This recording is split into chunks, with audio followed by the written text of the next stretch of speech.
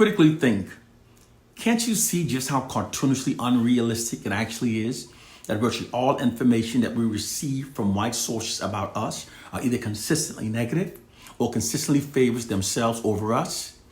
Some things are so obviously ridiculous that it's only by not critically thinking that it cannot be seen. When critically thinking, it's clear just how cartoonishly realistic this scenario actually is. It's actually fraudulent propaganda that through repetitive media subliminal programming is designed to instill the myth of white racial superiority into our subconscious minds. This then ingrains a value system within our collective subconscious minds that makes us more compliant with white dominance over our lives. It's also designed to create and sustain false assumptions within society that aids in maintaining white social dominance over black people. Our core problem is that most black people are clueless of the hidden social sciences that white oppressive forces deploys for maintaining their social dominance over black people. While black people studied our Bibles, believing that it contained the true words of God that will protect us, white oppressive forces instead studied social sciences that then used that gained knowledge to mentally enslave millions of black people. And instead of us waking up, we continue reading our Bibles. Social science is one of the branches of science devoted to the study of human behavior, specifically how people interact with each other, behave, and develop as a society. The term was formerly used to refer to the field of sociology, the original science of society established in the 19th century. It's now being used for maintaining white social dominance over black people. By using social sciences for maintaining their dominance, the white oppressive forces have developed methods that goes beyond the comprehension and understanding of most people. Case, point, and proof. Most black people now know that the history we've been taught has been whitewashed to falsely exalt the dominant population. Okay? It makes the oppressors appear more relevant throughout history than they truly in fact were.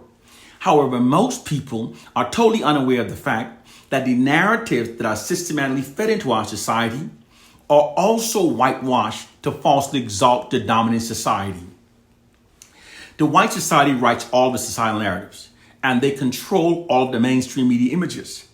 The white society, therefore, literally owns the interpretation and perception of reality. They've exploited this scenario by systematically feeding false narrative into a society that falsely exalts their racial group. By repeatedly feeding certain narratives into a society, an entire generation can be steered towards an implied objective. If you constantly feed distorted narratives into a society that falsely exalts a particular group, this creates false assumption within a society that empowers the exalted group. But if you constantly feed a negative narrative into a society that falsely marginalizes and denigrates a targeted population, the exact opposite happens. This creates false assumptions in a society that harms that targeted population. It creates hardship within the society against the population. It doesn't matter if the narratives are untrue. All that matters is that the public believe that the narratives are true. People function based upon their perception of what's true rather than what actually is true. This is why white social scientists says that perception is more important than reality for controlling and steering society, because we function based upon our perceptions. The white society's core power is that they control all of the narratives. This gives them immense power because it allows them to distort public perceptions in ways that serves their system of white supremacy. White social scientists determined a long time ago that in order for a dominant population to maintain their position of social dominance, that the narratives fed into a society must endorse that position of social dominance. Okay, this is why all societal narratives that are fed into the white dominant society, all that we receive about Caucasians, falsely exalts themselves. Doing so conveys the subliminal message that Caucasians are inherently superior and are therefore supposed to rule over their subordinate populations. This is also why most people are unaware of the fact that most violent crimes in the United States are actually committed by white men. The largest recipient of welfare and affirmative action are in fact white women. And most inventions that have revolutionized the world were either invented by black people or were directly inspired by an early invention by black people. These are facts that you would never hear. You have to search for these facts.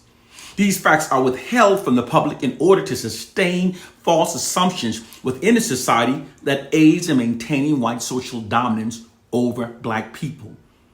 Welcome to our hidden reality. Public perception of reality is rarely, if ever, consistent with facts. Public perception of reality is actually shaped by the narratives that are fed into a society. Therefore, the basic tool required for the distortion of reality is to merely feed distorted narratives into a society. The public at large will then start functioning based upon those false narratives instead of the true reality. This is precisely what the white society has done. Because they control all of the societal narratives, they therefore literally owns the interpretation of reality. White social scientists and white propagandists systematically feeds false narratives into a society in order to create and sustain false assumptions within the society that aids in maintaining their white social dominance. In doing so, they've literally whitewashed the public perception of reality. The white society exploits others to sustain themselves and then feeds false narratives into a society to make it appear that it's others who needs them. If you're not careful, the white propagandists will have you hating the people that are actually doing the heavy lifting and loving and revering those who are doing the exploiting. This is our hidden reality. The general population doesn't know what's happening, and it doesn't even know it doesn't know. In order to liberate ourselves, we must elevate our minds above a biblical fairy tale and a silly slave syndrome myth and learn that there are social sciences. Social sciences distort our perception of reality. It is the reason why many black people are now self-hating, perceive ourselves as our own worst enemies, and revere as Caucasian in spite of a brutal history to the contrary. It's because the narrative that they repeatedly feed into our minds is designed to shape our minds in ways that serves and protect the system of white supremacy.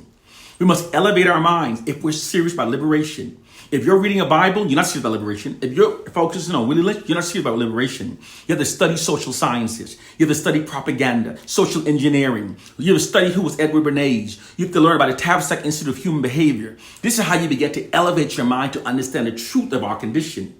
The white society exploits their monopoly over information that are fed into our minds and to shape our minds in ways that serve the system of white supremacy, as well as create societal conditions and perceptions in society that aids in maintaining white dominance. Elevate your mind. Elevate your mind. As long as you're thinking the Bible's going to save us, there are those in power who are laughing at you, calling you a fool. As long as you're thinking that's Willie Lynch, there are those in power who are laughing and calling you a fool, because we are being fools. When we try to liberate ourselves based upon a Bible written by our most ungodliest enemies and that was brutally beaten into the minds of our ancestors, that's insane. That's an idiotic ideology. That's idiotic. In fact, the way the Bible was introduced to Africans totally disqualifies it from being the words of God. The true words of God would not be introduced to a people through enslavement, rape, castration, maim, tortures, lynchings. That's not how we would be introduced to true words of God. So that's not the way we try to liberate ourselves. The Willie Lynch is a myth. That's why when experts examined the letter, they found modern words inconsistent with the 1700 date. The truth of our plight and condition is the white society deploys social sciences at us. We have to learn these social sciences and teach them to others. Each one teach one. And we must elevate our minds collectively as a people. That's how we will liberate. One love and peace.